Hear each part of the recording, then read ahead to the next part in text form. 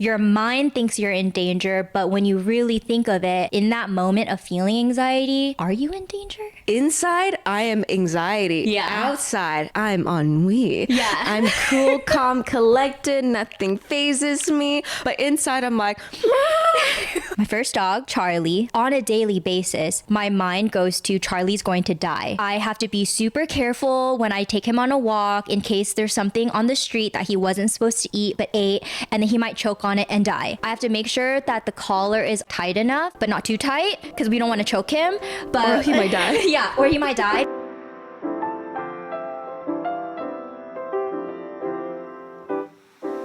Welcome back to Voice Hugs, a podcast about being your best self and embracing all seasons of life with open arms. This is your host, Vivian and Rowena. Woohoo! So today, let's go back to a classic Voice Hugs episode.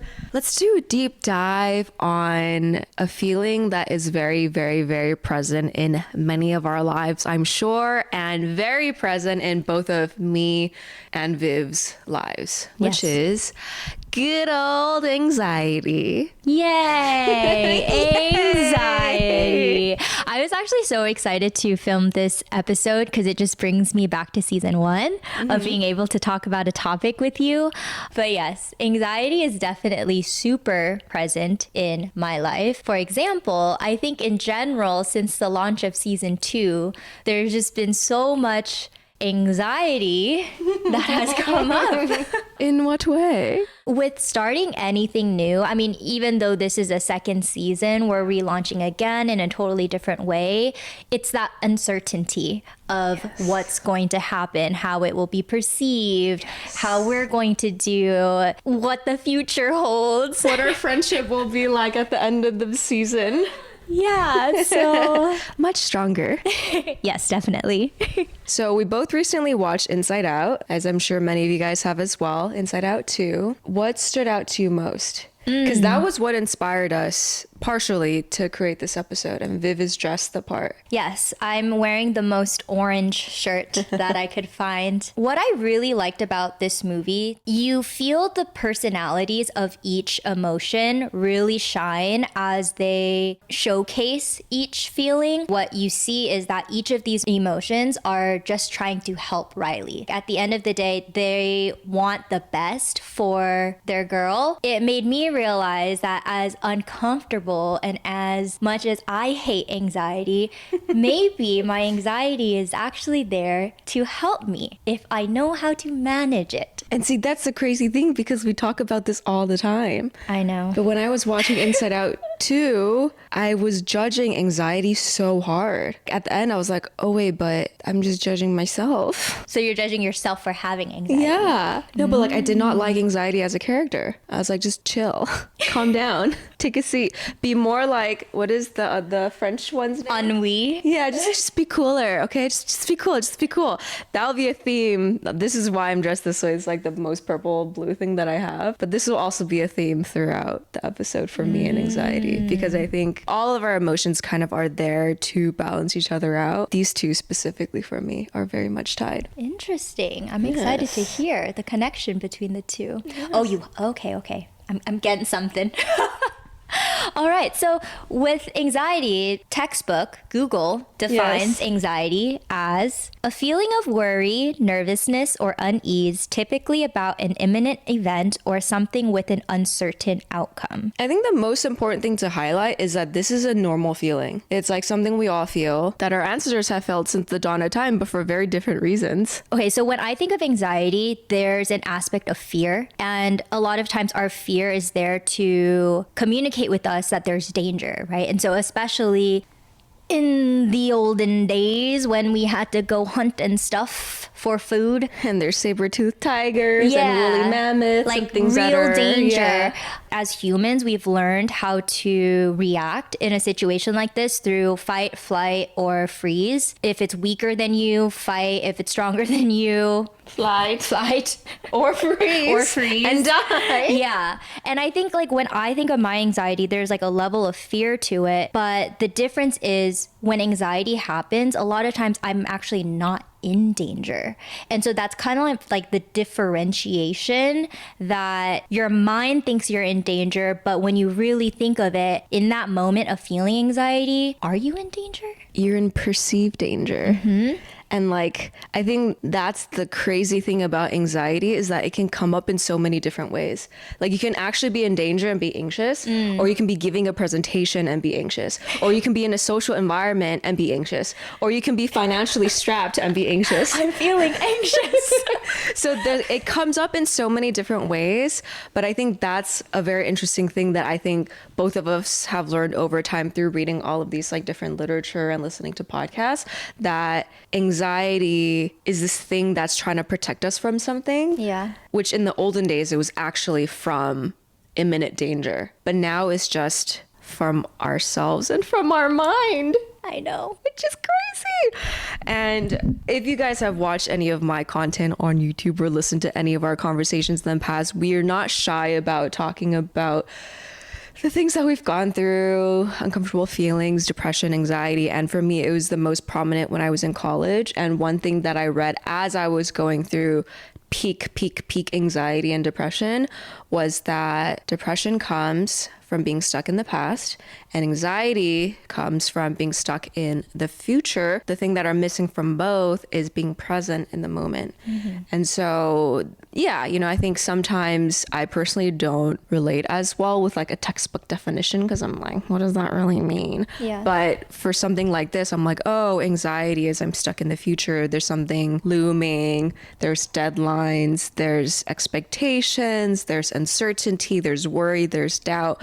I think that to me, I'm like, okay, it feels a bit more tangible. Yeah. Even though this feeling is very much present. Yeah. A lot of times. That makes a lot of sense to me as you were sharing that. When I think about the past and when I think about the future, all of that happens in your mind. Like, you can't actually be in the past or in the future unless it's in your mind. And so the only way possible is to be present right now to get yourself out of thinking about those things. Yeah, and as we're just talking, I just lunged to check our audio volume because I realized, or we both realized, when you speak, your volume's higher, mine's lower. And I just remembered I forgot to change the thing, but I just, you know what, it's fine.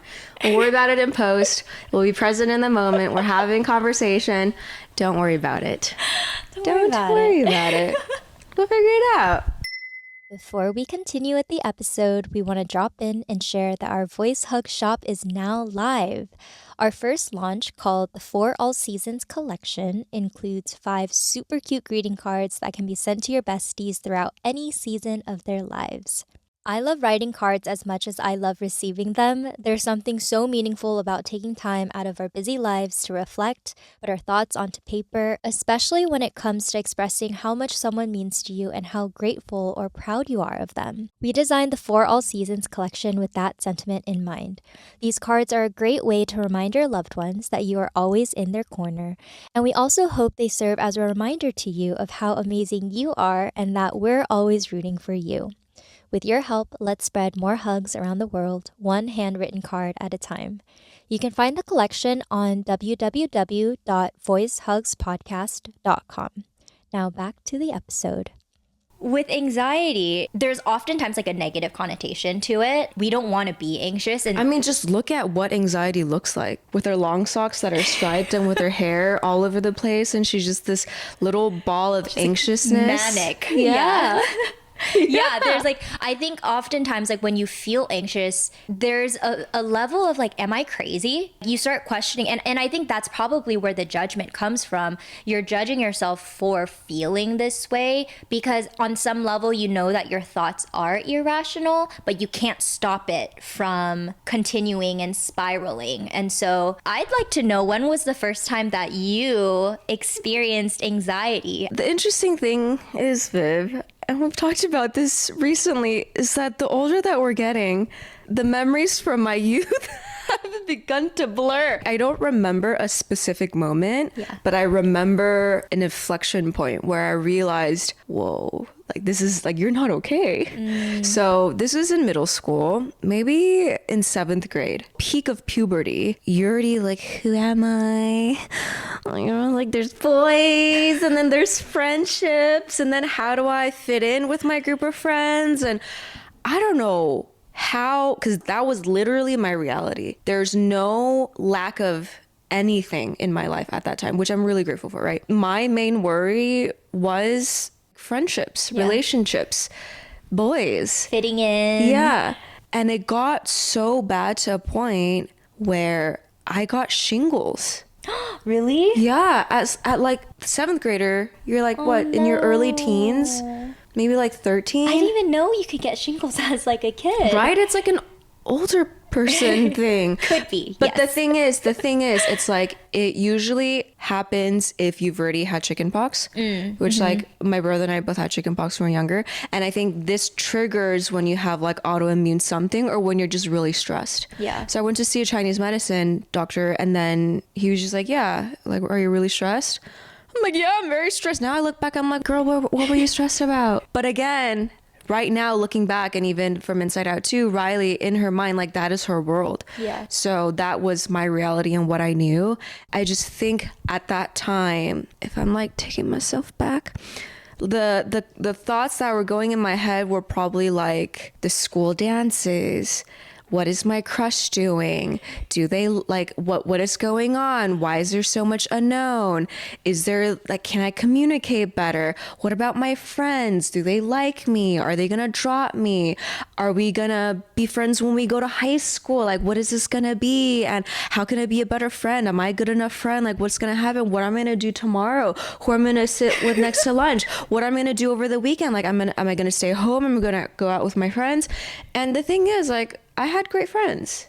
Like there was no reason for me to feel this much insecurity and I guess through that with anxiety, but it's just this overthinking, overanalyzing, crippling, Debilitating. Yeah. Paralyzing. yeah, thinking about the unknown, thinking about the things in the future that have yet to happen that I will have no control over through the way it plays out. Obviously you have a certain amount of control, right? But in the grand scheme of things, if you and someone aren't supposed to be friends, if you and a boy are not meant to be together, you will not be together. So from that perspective, it's like, you know, but I still tried to think my way through everything. Is this funny for you? Because this isn't the road that you know. Viv just cannot. She just looked at me and laughed. Okay, I'm understanding why you brought up ennui and pointed that emotion out in the beginning, because that's the row I know. But see, that's the thing, right?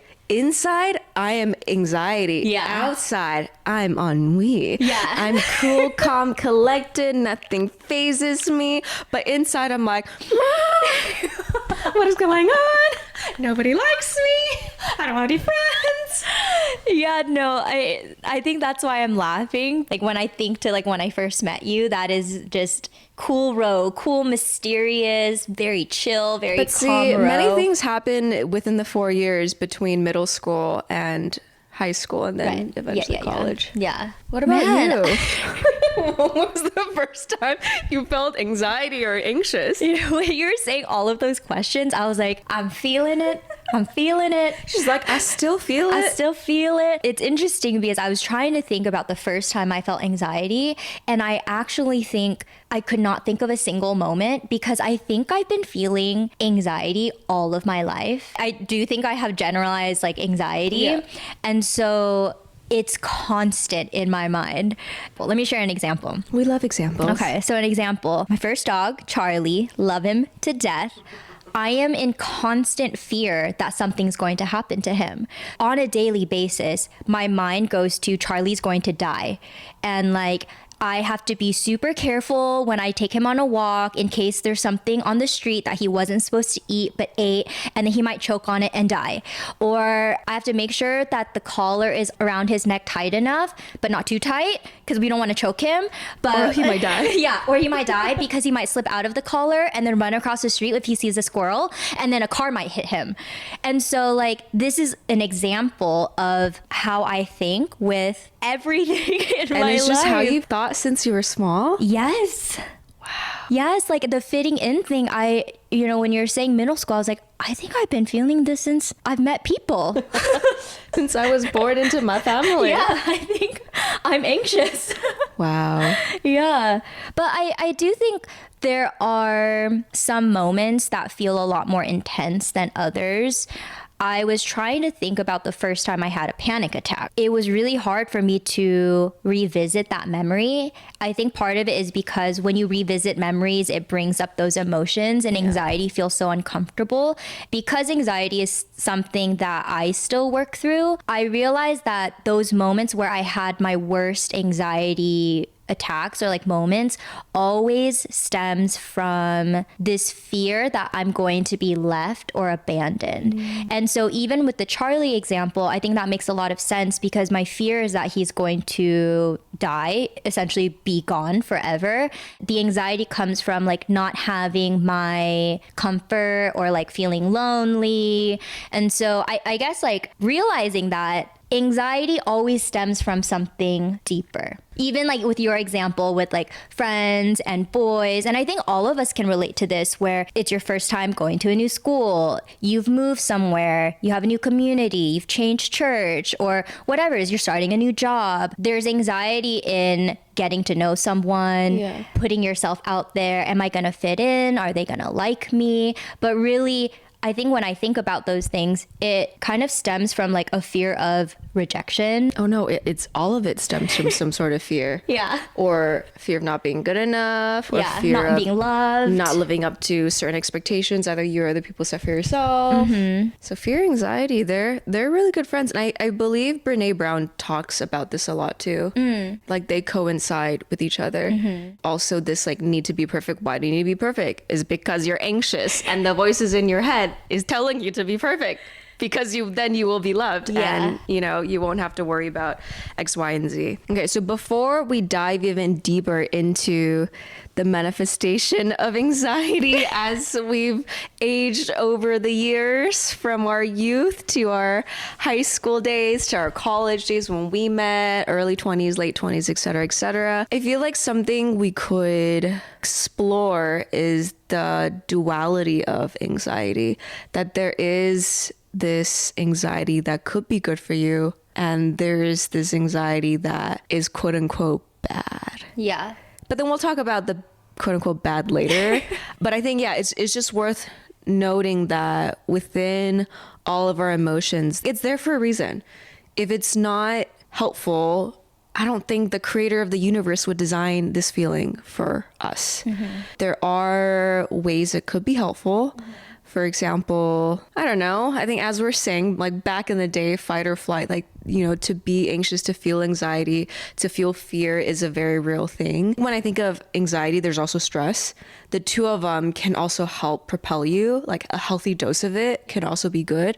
But I think it's when it swings to the far extreme where anxiety in the movie turns into a mad blur and she herself can't even control what she's doing. I think that is the anxiety we've been talking about, the one that we can't control. Yeah. The one that just goes on autopilot. Right. I think a good example of like good anxiety is you have a deadline and you're thinking about all of these like scenarios on how to make sure that you complete something. That is anxiety helping you get something done, right? And it's not until usually I think how I would categorize quote healthy anxiety is that once that's done, your anxiety goes away.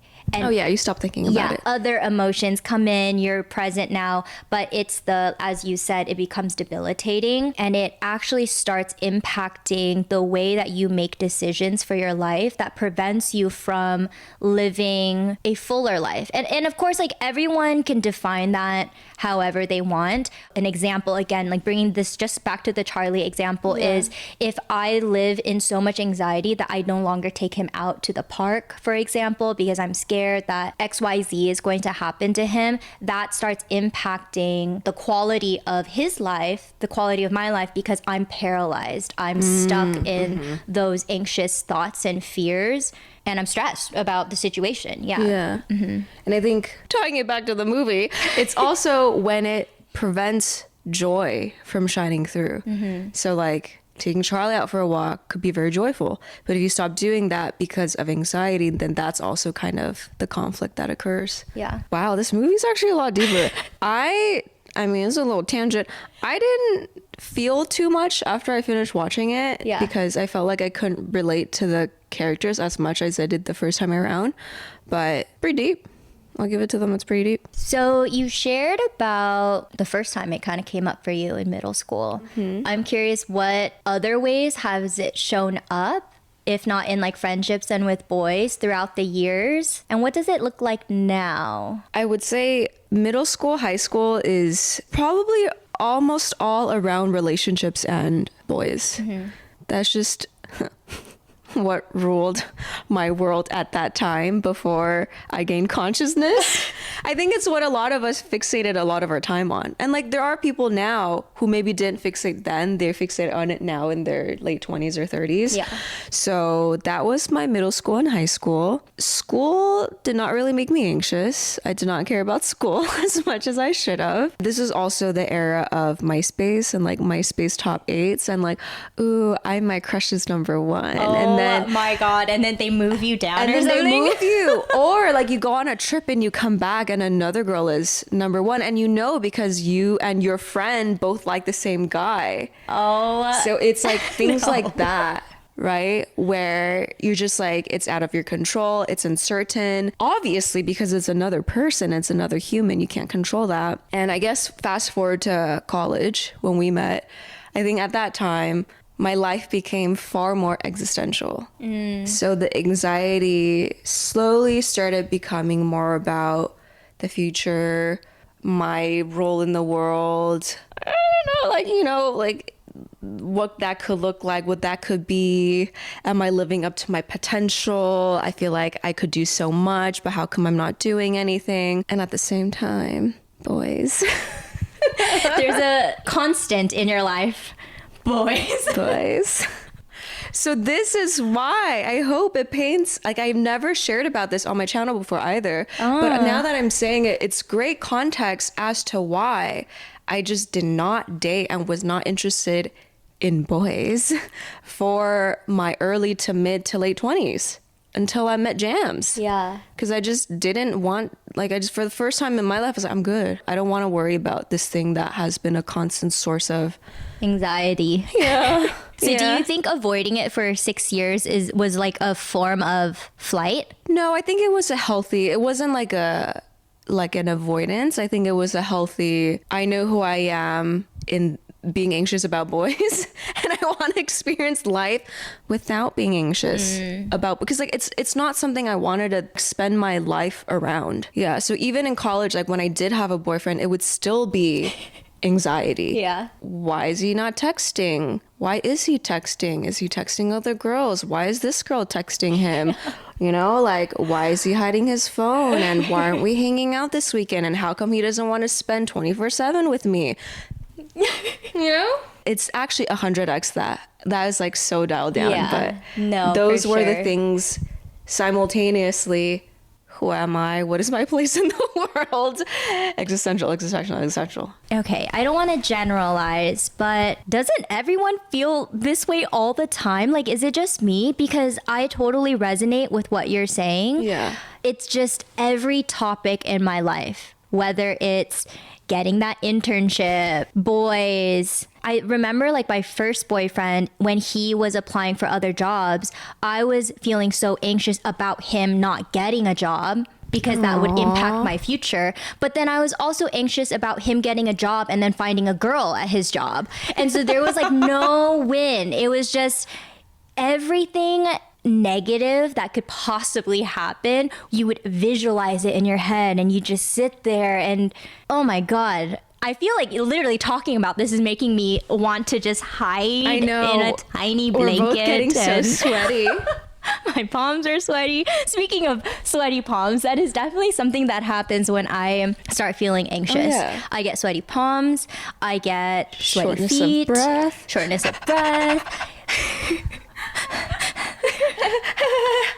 Awkward laughter comes out. All right, before I move on with 20s, let's hear my past experiences with your anxiety. teens' anxieties. I think similar to you, middle school and high school, maybe it's just that age group. It's your first time kind of leaving your family and socializing with other people. It was definitely about fitting in and making friends. And I think especially in middle school, when I was in a predominantly Caucasian neighborhood, I was so anxious about not fitting in that way. So I would try to like look like the other girls or dress like the other girls. But I think that would have happened in any environment that I was in. Like whether everyone looked like me, you would still find ways of how they're different from you and how you are like freaking out about not being liked or not being accepted. Or how they're better than you and how you can be more like them. Yeah.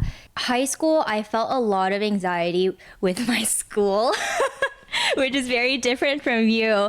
I cared a lot about getting good grades and like it felt like my life depended on the college that I was going to go to. And so I really needed to do all the extracurriculars. I needed to take all the APs and get all the good grades. And you did. And got into a great school. I did. At the expense of like my health, I think, in the sense of like I photoshopped every single photo of myself. And this was back then before we had Facetune or Instagram. So this was legit like Tumblr Photoshop. Yes, this was my entire forehead was just covered in acne. And I think pimples on your forehead, I think it's from stress. Like here it's more like hormonal maybe. And so I was just in constant stress of like making sure I get into a good school. When I got to school, you know, I accomplished that. It then became a mix of like, how do I find a group of friends in a school that's so big? Like for me, it was really hard to make friends in class because you don't necessarily have the same interests as them. And so maybe you're assigned a project with a team, but it was really hard for me to make friends like in the classroom. Going to these clubs, oh my God, so much anxiety there. If I show up by myself, are people gonna think I'm a loner? How do I even introduce myself? Oh my gosh, it looks like some people are already friends. How did they already make friends with each other? Like, how come I don't know anybody? And I think that's also why a lot of times when I go to social events, parties, birthdays, whatever, back in the day, not now, I always needed that one friend that I felt close to, because within that dynamic, I felt like I fit in and I felt like I had someone. But even then, it's like you realize that you're dependent on this person in order to go out and socialize and mingle. So, man, I don't miss that at all. I don't miss that. And we found each other through a business fraternity. Yeah. Thank goodness. Yeah. And then we don't have to make any more new friends. I'm just kidding. One thing that I vividly remember, I feel like for most people, maybe there's only like 0.0001% of the world who's just a natural public speaker. Everyone else, I feel like you get anxious before speaking publicly. You know, this is just like, especially when we went to school for business, half of the classes were group presentations, right? And all throughout my whole college career, up until senior year, every single presentation I gave in shambles, just like pitter patter, forget how to speak, just noises come out, like it's just bad. But then senior year of college, and I think this was after I had studied abroad. Ironically, studying abroad was the first time they required attendance in every single class and participation in class. So I went to more classes during a semester while I studied abroad than I did at our school, which is crazy. So anyway, that was junior year. Came back, and I think I learned more of, because you showed up in class. Because I showed up in class, I realized I could talk. Because usually I'm not like, I never talk in class. Either it's like, it's too not cool, or it's like, I just really don't know what to say. I just like never wrap my head around school and like how to be a good student. It's not even how to be a good student, just like how to show up actually as a student and learn. Because I always felt like academics was something that was like forced upon you. But I think also because senior year, a lot of classes we took were more elective and they're more fun. I thrived so much more. And a lot of the group projects, because I did pour my heart and soul into creating it. For example, it would be like create a concept for an app and like wireframe it and everything and like pitch it. So then for those classes, there's 2 presentations towards the end of senior year where I stood up, gave the presentation, and it was as if I was just talking to a friend. And I remember like none of my flight, none of my anxiety, none of my sweaty palms, anything was activated. And I was like, wait, this is so interesting. And when I tried to think about why that happened, I think it was because I was prepared for the first time maybe in my life I actually tried. Back then I was like, people create memes about people like me and their group projects. Like I never carried my weight. So it's like for the first time, like I was prepared. I did the things I had to do. And there's literally nothing to be scared of because I was prepared. No matter what the students asked me, no matter what the teachers asked me, this was something that I created from my own brain that I went through and reiterated and changed so many times that there's nothing to be afraid of. That was such a legit enlightening moment for me. It was literally the first time that I was like, oh, I don't feel any of these crippling emotions. I just went up and gave a speech and it was great. And I moved on with my life. It's really interesting. I heard like 2 things from that story. One is there was some sort of sense of self or confidence, whether it was preparation or interest for that project. Because you felt confident about it, you knew it, there was no space for that uncertainty. Yeah, I think confidence is a big thing. Yeah. And then the second thing is, which you didn't really mention, but it came to mind, is this sense of control. When you do feel prepared, you feel more in control. When you feel confident, you feel more in control. And I think a lot of times anxiety shows up when it feels like there's no way to control the situation. You don't know if he's going to text you back. You don't know if you're going to stand up there and make a fool out of yourself because you're just so in your head, right? But I think because you're so present with that project, it allowed for you to stay present during that presentation. Wee! I like that. I think it's something that can help us step out of our anxiety. Are we feeling out of control? Yeah. How can we gain more control? Yeah. How much of this is irrational? And how do we bring ourselves back to the present moment, whether that's being prepared, feeling confident, or giving a presentation. Yeah. I think the reason why, if those of you guys watching the video, when Viv first talks about control, I started smiling like an idiot. It's so interesting how much all of these feelings overlap. Because I do think there's a sense of control. When you do have, again, healthy amounts of control, which can lead to confidence, which means you are prepared enough, it allows you the freedom to be like, I did my best. I prepped as much as I possibly could. And this is the best that I'm going to do. And so I think that piece is so important, the preparation part. Because I think a lot of times we do feel anxious because we feel like we don't have control. We feel like everything is so intangible. If we start chipping away one small piece at a time, it could help us feel more and more prepared. And there will come a point where you'll just have to tell yourself, I literally did my best, right? And then you would know if you did your best or not. And you would know where you are in the seasons in your life, whether that best is like your best. There's so many things that overlap here. Yeah. Even with the idea of control, asking yourself if you have control over the situation, if the worst case scenario were to happen, would it really be that bad? You know, like when we really think about it, I guess in the moment. I mean, if you ask yourself in the moment, yeah, it is that you're bad, right? But if you're able to somehow, whether through the help of yourself, which is hard, or through the help of friends, or through the help of reading podcasts, you know, whatever, to help you kind of eject yourself from that spiral, like it could help. Maybe it's less about control and you find control in being in the present moment and seeing what you can do right now. And that is that sense of, quote, control that you feel to help you calm down. Yeah, I think presence is a huge thing. Oh, and now this all makes sense now. It's because I learned about being present at that time for the first time when I was studying abroad in Hong Kong. Or like after I came back. Okay. Yeah, I remember being in Hong Kong. I was so sad all the time. I was so depressed. I kept thinking about my boyfriend. I kept thinking about my friends and how I missed them so much. And are they missing me and they're going to forget about me?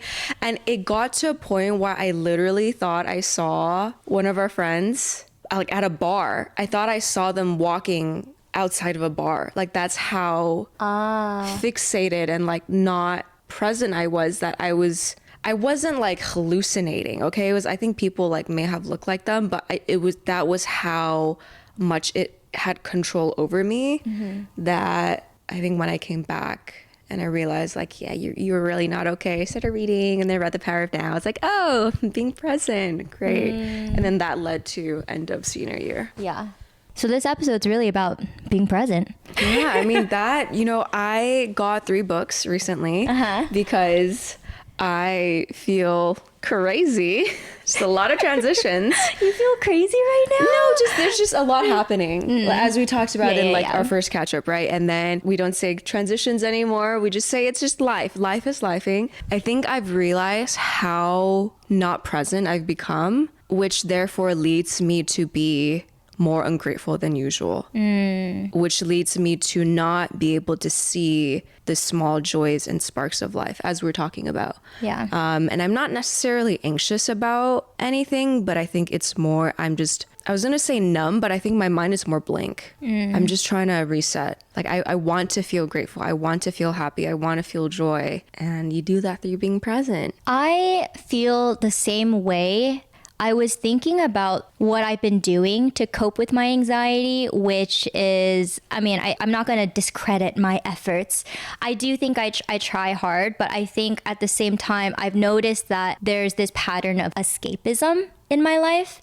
You know, one of them was booking a very spontaneous trip to Japan for a week, unplanned. That's very unlike me, avoiding like all problems in my reality. And something else that I noticed too is I started reading the Harry Potter series and I've been really enjoying it, which is a good thing. This is my first time reading the Harry Potter series. It's so magical and you get so lost in the books, but when I put the book down and I'm back into my reality, there's almost this disconnect of like, oh yeah, like I'm a mere muggle. Yeah, like I kind of want to be in these books, and I'm sure that this book in general makes you feel that way. It's not saying that like people read this and they're trying to escape from their reality, but I think in the context of like my life, I definitely feel like when something feels uncomfortable, I don't want to feel it. And so you shut it down with this thing that you think you cope in a certain way, and it doesn't necessarily make it better. And I think the same thing happens with anxiety. I asked my friend recently, I said, what makes you feel anxious in preparation for this episode?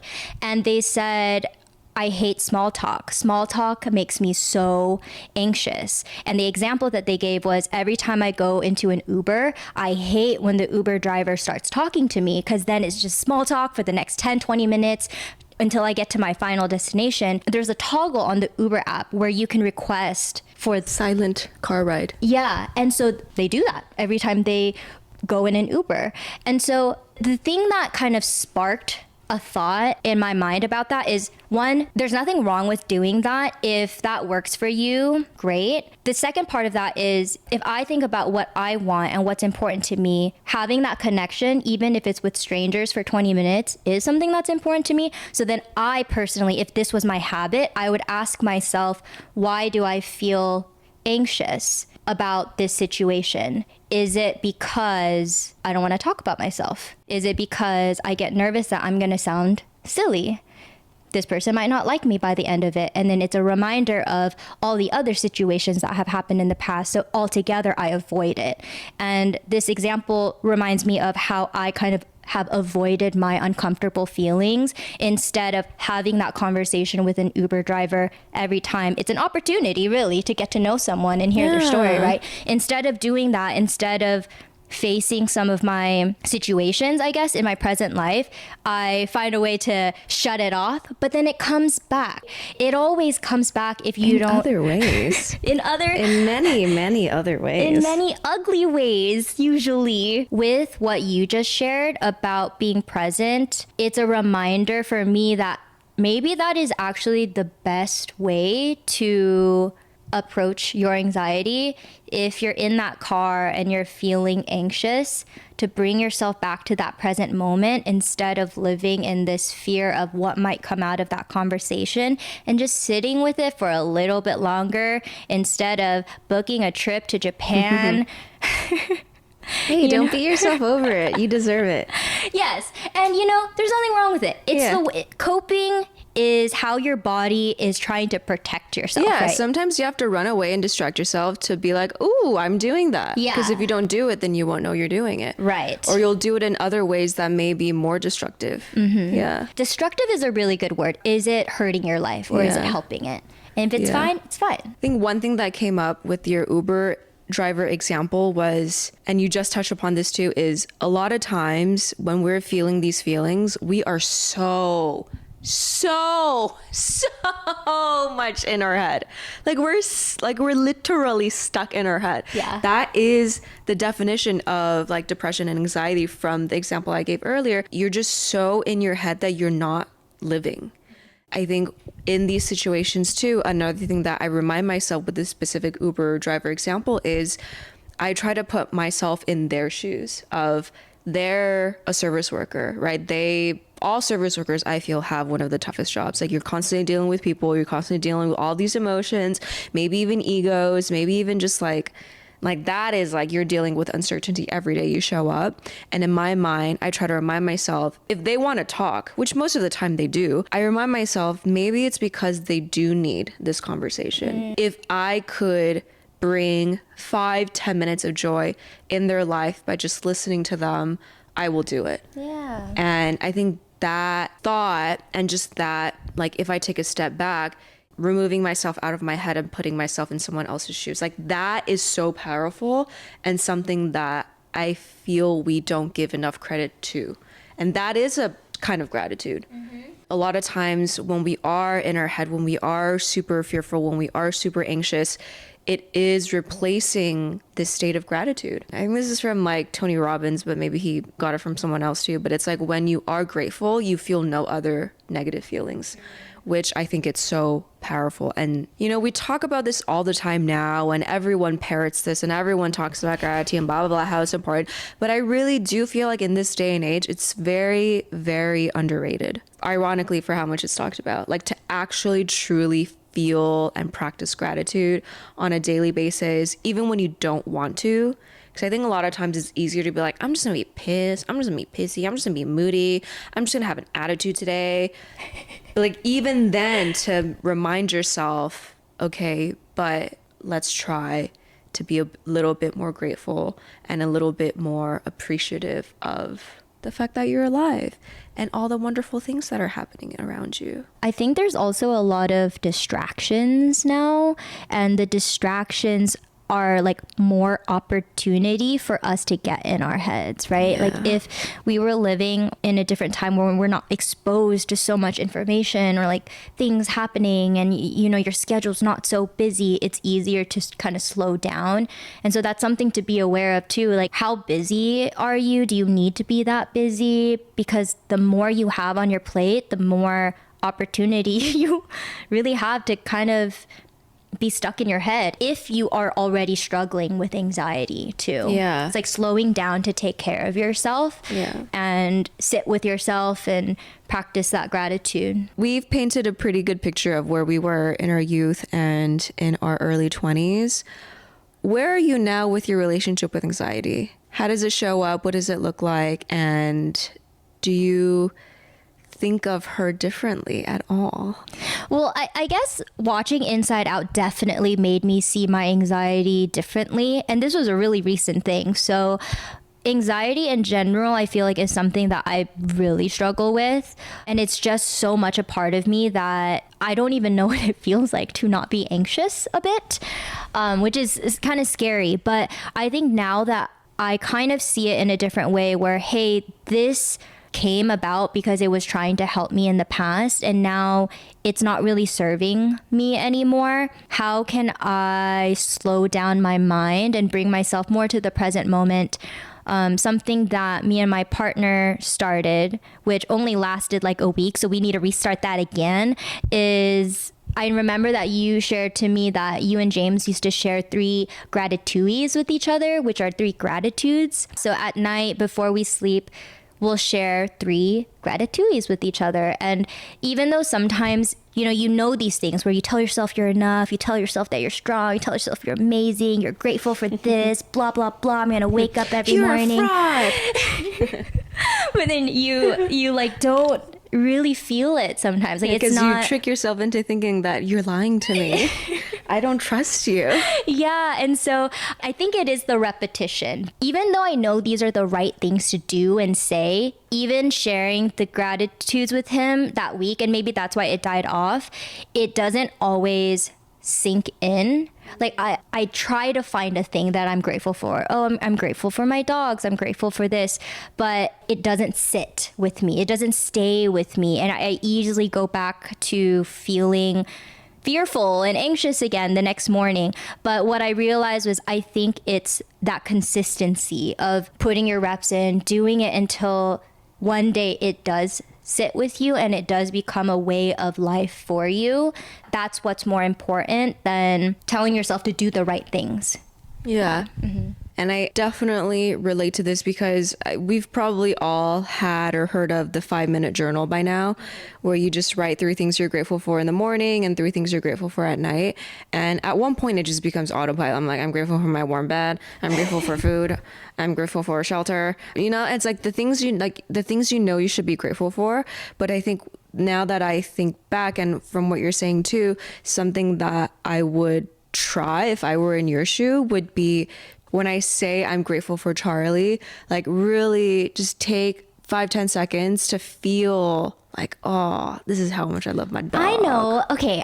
I think what I will do, and maybe you guys can try this too if this resonates with you, instead of such a general statement, to pick out a specific moment or encounter that you had during that day. So let's use Charlie again as an example. Like, I'm very grateful that today Charlie greeted me right at the door when I came home, and he made me feel so much better the moment I came home from work. Something like that. Yeah. And so it actually brings you to that specific moment during your day, and you almost, even me just now, like I was visualizing Charlie running up to me and how I was feeling before. And yeah, I'm definitely gonna try to do that. Yeah. I feel like if you get the warm and fuzzies from thinking about something, like I'm you're like doing smiling. it right. Yeah. I'm smiling. Aww. Yeah. Other than being present and practicing gratitude, are there other ways that you have found helpful in getting yourself out of like an anxious moment? I think for you, maybe anxiety is a little bit different in that it comes up, but it doesn't stay with you all the time. Yeah. So when the anxiety shows up, are there other ways that you found have been helpful in managing it? One of the biggest breakthroughs I've had that I've shared with you and that I've shared on this podcast previously was, and that's like the core principle of Inside Out 2, learning that my quote unquote negative feelings exist to help me in some way, shape, or form. I think realizing that anxiety is there to help me be a better person, it's there to help remind me of things. I think, okay, to give context, these days when anxiety shows up, I feel like it's mostly from like sometimes socially, like social interactions. I still get social anxiety. It's so funny because it's not funny, but I recently re-listened to my sleepover episode with Leah's field notes, and I told her, I was like, yeah, like I get shy around people. And she's like, yeah, like it's so weird for me to think that because I see you on YouTube and you're so like, you know exactly who you are, exactly what you're doing. So for me to hear that you're shy, it throws me off. But I get shy and I get in my own head too, because I'm human. We are all human. And so that is one situation where it'll come up. Other situations where it'll come up would be this looming feeling of I'm not good enough. And then like, if I'm not good enough, if I'm not doing enough, why am I not good enough? Why am I not doing enough? It's because I'm just worried about the future and like what that holds. And so within these relationship aspects and this being hard on myself aspect, I think the core of it was this younger version of me who's trying to protect myself from being hurt, and realizing that this younger version of me exists not to be a pain. And this younger version of me isn't there to make my life harder. If anything, its existence, just like Riley's anxiety and Inside Out, it really is trying its best to do what it knows. And maybe its best and what it's doing now isn't what you need as a 30-year-old anymore, but to just acknowledge that. So I feel like these days, if I do feel anxiety or I feel this intense borderline panic attack, I'll just sit myself down. I'll try to write out what I'm going through. I'll just write out a checklist of the things that I need to do. And then once I kind of visually see, oh, here are the steps to help me get to where I need to go, it calms the voices a lot. I don't know, is that helpful? Yeah, I definitely think that's helpful. I think in a lot of ways I was going to say this too. I think there's a lot of anxiety treatment out there, and one of the best ways I would say is like therapy and coaching. So you feel these anxious moments, but what your coach helped you kind of process is this came from something else, right? For you, it came from love. Yeah, it came from something else. And so now as you find yourself in these situations and the anxiety comes up, you now have that knowledge from that session with your coach. And the fact that you're able to still bring it up means that it's something that really sat with you. That's how I feel about therapy too. In therapy, you bring up these situations where like, this happened yesterday and I felt this way, but you don't fully understand why. And they help you understand from a deeper level, so that the next time you do understand why, you can catch yourself in that moment and find ways to make it better. And I think this is like the full circle moment with, watching Inside Out, judging anxiety, but at the end of the day, realizing that it literally exists to help you. I don't know if mine's helping me, but I feel that it's trying to help you. She's definitely trying to help you. Okay. Whether she's helping you or not is another question, but she's trying. Yeah. One other last thing that I have found really helpful recently is that shortness of breath that you feel when you're feeling anxious and, being stuck in your head. Taking a deep breath really helps. Oh yeah, breathing. Yeah, breathing really helps. This is something that my coworker taught me like a few weeks ago that her therapist taught her. What you do is you stick your hand out and you use your other hand's pointer finger to move, basically outline your hand. So as you go up to the tip of your thumb, you breathe in, and then as you go down, you breathe out, and then you breathe in when you go up to your pointer, and then you go down. So like you do that all the way to your pinky and then you go back. So you're taking these like really deep breaths. You're feeling your hands.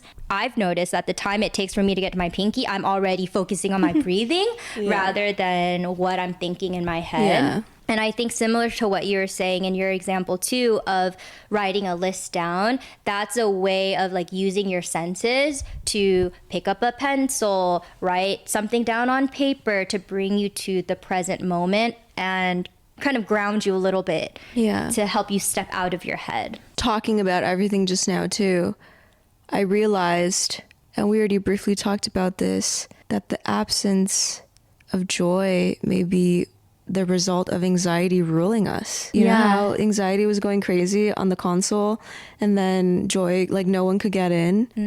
And that's like when anxiety fully takes over. So maybe it's like the gratitude and the joy part. Even though it sounds so simple, it could be what unlocks life. Because I really believe that if we're able to be present and grateful for all the fleeting moments that life has to offer, and we're existing more than we're living in our heads, that allows us to see the world sparkle. And I feel like the world's always sparkling. I love that. Because Joy was the one who was able to... Total spoilers, but oopsies. Warning, spoilers. But yeah, I love that. That makes so much sense with the gratitudes. That's what brings that lightness, that appreciation, that joy. You find that joyful moment during your day. The glitter on your eyelids is beautiful and it makes the world sparkle. Oh, thank you. Wink, wink. Yeah. I like that. That might be the breakthrough of 2024 for Rowena. I really miss these types of episodes. Yeah, this is really nice. This is what I'm grateful for today. Aww. Being able to have a 30 to 1 hour conversation with you and talk about these things. Yeah. And the conversation we had beforehand. Also grateful for that too. Yeah. So the thing that Viv and I talk about all the time off camera, and maybe one time we'll have it on camera, maybe not, but we say how unique of a relationship that we have, because I think for both of us, we're not the most confrontational people. And if a friend were to do something that bothers me, like I'll think about it, I'll feel it momentarily, but I'll let it go because it's just a friend, you know, like I'm not living with my friend's not my significant other. I just let it go, rather than the expectations I have for my partners. Like, you have the conversations over and over and over again. But I feel like with us, because we do work together so intimately and we do see each other every week, now that I'm back, we're starting to have more of these conversations. But the fact that we're both able to approach it so gracefully and so compassionately, the fact that we're both so receptive and open to each other's feelings, and we validate that while also sharing our truths, it's so beautiful. Like, I don't think I've done this in any other, like I told her during that conversation, like, I haven't talked to any friends like this before. Yeah. And it's truly, it's a very sparkling thing in my corner of the universe. Aww. Yes, I agree. It's such a I'm outlining my pillow on my legs right now because I'm shy. You're so Ditto. Ditto. No, it's such a special friendship because there's no other like it. Like, you're never put in a position where you work with a friend and it's not a real job either. It's like a passion project. There's so many layers to this. This is very real. We work very hard. Okay, we work really hard. We really do. Buy our greeting cards. Please. But real talk, the greeting cards all goes to supporting Voice Hugs. So if you have enjoyed our episodes, one way to support is through the greeting cards. You can send the love over to your loved ones. And we try to make this the best listening experience, so we try to minimize ads. Yes, we really do. And with that, to wrap this episode up. Yes. Some takeaways. Let's not judge our anxiety. Let's try to sit with it and bring ourselves to the present moment. Practice some gratitude every day. Take deep breaths. Control what you can, what you cannot.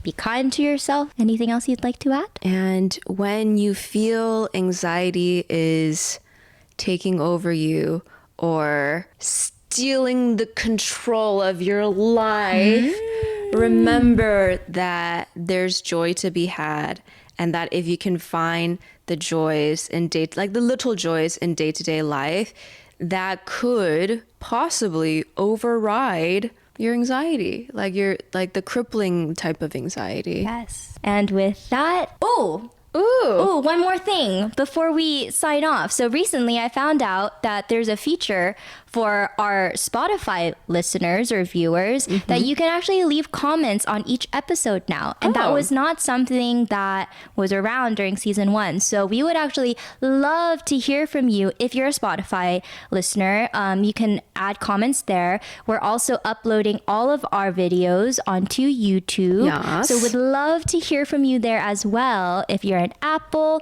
podcast listener, Just go on YouTube to leave comments, or go on our Instagram to leave comments, or Yeah. DM us. Yes. Or email us. yes. hello@voicehugspodcast.com. Yes. And with that, Voice Woo! Wait. How did you even do that? I used my other hand. Amazing. All right.